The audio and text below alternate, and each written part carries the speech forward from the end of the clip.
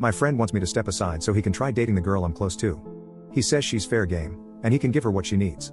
A little over 3 years ago, I, 20M, had just gotten out of a relationship with a girl who was really abusive. I broke up with her shortly before I graduated from high school, and wanted to take some time to focus on myself. Of course, a few weeks after the breakup, I met the most gorgeous girl I've ever met, and we really hit it off. I'll refer to her as Lisa, 18F. She had also gotten out of an abusive relationship, so neither of us was looking for anything serious. At the time, my driver's license was suspended for speeding too much, and my friend, I'll call him Ken, 22M, would offer to drive me to see her. For a few months, we would mostly just hang out together because we all got along really well. She and I would mostly just cuddle up if we were all watching a movie. Sometimes we would sneak off for a few minutes to make out a little, but not for long because we didn't want to be rude to Ken. Lisa and Ken developed their own friendship during this time, but it was obviously platonic on both ends, like an older brother/younger sister dynamic.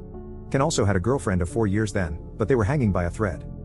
After 6 months, I got my license back, and I'd go see Lisa or take her out without Ken. At that point, Lisa and I started smashing in the bedroom. We both really liked each other, but I panicked and sort of ghosted her for a few weeks.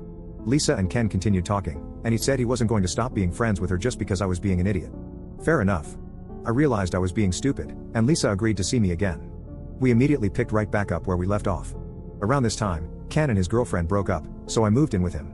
I would go see Lisa a few times a week, and she would come to our place on the weekends, and we would all hang out. That continued for several more months until she ghosted me for about 2 weeks. She told Ken she was afraid I would bail again, and she didn't want to go through the pain again. We worked it out, but embarrassingly this cycle has since repeated once or twice, not in over a year though. Over the last year, especially since she turned 18, I've noticed Ken has acted differently around Lisa. He flirts with her in front of me. She's very friendly with him, but does not flirt back and pulls away when he touches her. I told him I don't like it, but he said it doesn't matter if he flirts with her, because she loves me.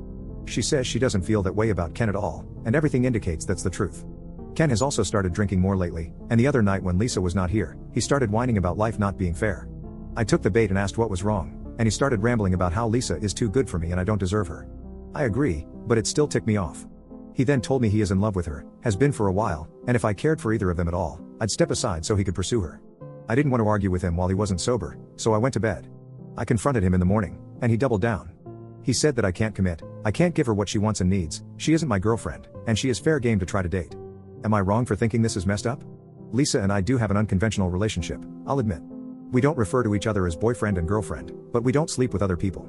We tell each other we love each other, she usually stays at my place, and we have a good relationship with each other's families. I think we're pretty happy together. I know she doesn't want to be with him, so I'm not worried about that. Still, since Ken said those things, I can't help but question if I'm being unfair to Lisa by holding her back with me. Update 1. I have been staying with Lisa for about a week now, since the initial confrontation with Ken, and thanks to people here, I was sure I wanted to ask her if she wanted to make things more official. She ended up making things even easier for me, as luck would have it. Lisa asked me if it might make things easier if I just told Ken that she was my girlfriend. I jumped on that opportunity and asked if I could tell everyone she is my girlfriend, and she said yes. She and I are going to look at a few apartments this week, since I obviously need a new living situation, and we want to move in together. Ken and I had a few brief discussions after he told me he wanted to be with Lisa. I had told her everything Ken had said to me, and she was not the least bit interested in him, as I had assumed. I also told him that she is officially my girlfriend now, so that should satisfy his concerns about me not committing to her, but he refused to believe any of it without confirmation from her in person, and without me around. She initially agreed to meet with him on Sunday, with the plan that they would meet at her house, since she lives with her mom and stepdad, but he rejected that, saying he wanted to meet at the apartment without me there. She told him she wasn't comfortable with that. If he wanted to meet up without me or her parents there, they at least had to be somewhere public. He got angry that his threatening behavior made her feel threatened and went on a tirade, calling her every name in the book. She told him she wasn't going to see him again at all and blocked his number. He has tried reaching out to me a few times, ranging from sad to aggressive, and I'm about a text or two away from blocking him as well. Hopefully, he'll just move on, and it won't come to that. First edit. To clarify, we both wish him well, but neither of us wants to continue a friendship with him under any circumstances. Since posting this, I've also blocked him. I agree with posters that there is no point in keeping any lines of communication open anymore. I have also reached out to some friends to help get the rest of my stuff out, but I was already able to get everything important when I first left. He can make a shrine out of my old shirts if he really wants. Second edit. Okay, so my stuff is out, thanks to 2 of my friends who are also friends of Ken. Friend 1 tried ahead of time to convince Ken to leave so we could get everything out without him, but it wasn't happening. Ken said he wanted to make sure I didn't mess with his stuff, which is ironic, since he tried messing with my relationship. Friend 1 then offered to act as a buffer so friend 2 and I could get my stuff out. When we first got to the apartment, Ken had obviously been drinking but was calm and seemed almost apologetic. I had already decided I wasn't going to engage with him at all because I don't see the point anymore. He did not like being ignored apparently and started going off, gradually saying worse and worse stuff. He started trash talking Lisa too, but I was able to ignore him and let it roll off my back until he told me, "You might need to mess her up and get her in line." He knows her ex before me was abusive. I'm very thankful my friends were able to get me out of there quickly because I have never been so angry like that in my life. Separate Ida edition.